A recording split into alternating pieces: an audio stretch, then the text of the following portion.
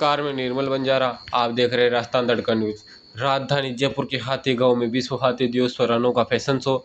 जयपुर विश्व हाथी दिवस के अवसर पर मंगलवार को राजधानी के प्रसिद्ध हाथी गांव में एक अनूठा और भव्य फैशन शो आयोजित किया गया। इस शो में 15 हाथियों ने चांदी के गहने और पारंपरिक शाही पोशाक पहनकर 50 मीटर लंबे रैंप वॉक की जिससे दर्शकों को मंत्रमुग्ध कर दिया। कार्यक्रम की शुरुआत शाम 4:26 कर एक हाथी गांव के इकलौते नर हाथी बाबू ने की। बाबू ने 62 लाख रुपए मूल्य की ऐतिहासिक चांदी की ज्वेलरी, जिसमें श्री कंठा और पायजेबी शामिल थे, पहनकर रैंक ऑफ किया। उसके साथ हाथी की गांव की प्रसिद्ध हथनियां हेमा, पुष्पा और चंदा भी शाही अंदाज में सजी और अपने आकर्षक लुक से सभी का दिल जीत लिया। विशेष आकर्षक रही हथनी हेमा, जिसने देखने के लिए वन्य जीव प्रेमियों की भीड़ उमड़ पड़ी। हेमा के मावत ने भी पारंपरिक राजधानी पोशाक पहनकर कार्यक्रम में रंग भर दिए। फैशन शो के अंत में सभी हाथियों ने सामूहिक रूप से विशेष भोज का आनंद लिया। इस मौके पर राजस्थान सरकार के कैबिनेट मंत्री अविनाश गहलोत मुख्य अतिथि के रूप में मौजूद रहे। उन्होंने कार्यक्रम की सराहना करते हुए कहा कि इस तरह के आयोजन हाथियों को संरक्षण और उनकी सांस्कृतिक विरासत को संजोने में अहम भूमिका निभाते हैं। Bureau report Manish Singh Rathore.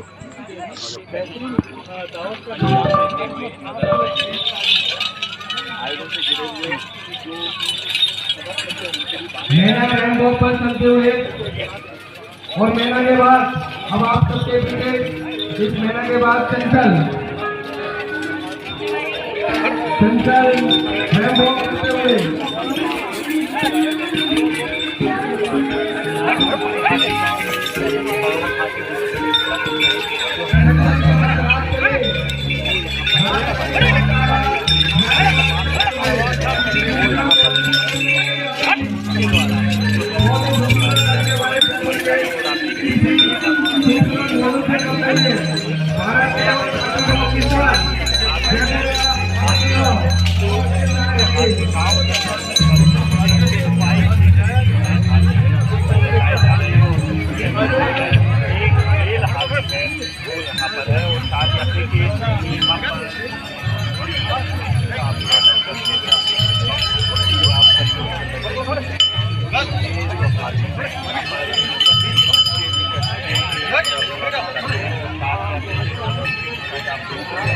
सुंदर कहे बहुत ही सुंदर आपके सामने जो वो प्रस्तुत कर रही है। इसका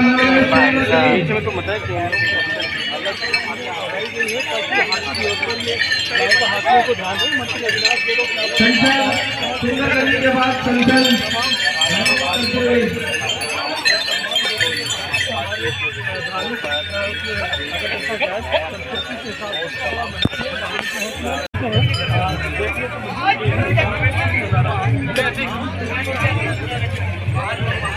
सभी आते फूड स्टॉल पे आते हुए अब इनका खाने का प्रोग्राम शुरू किया जाएगा और जितने खूबसूरत आते हैं उतने ही खूबसूरत इनके बैठे हुए माहौल हैं।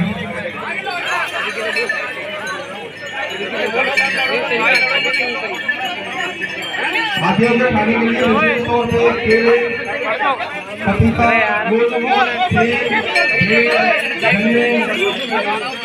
खीरा, आप सभी लोग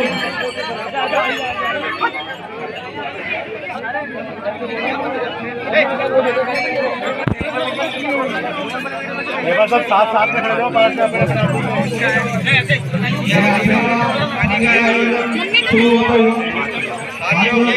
आयोजन शुरू होता हुआ मैं मोहम्मद से गुजारिश करूंगा कि वो धीरे धीरे अपने हाथियों को फूड स्टॉल के पास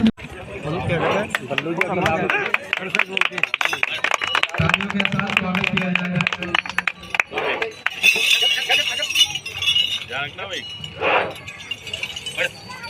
अब बल्लू भाई को टिकट दिला देना बस अगली बार। आज क्या है, आज विश्व हाथी दिवस है, इसलिए भी ज़्यादा इम्पोर्टेंट है।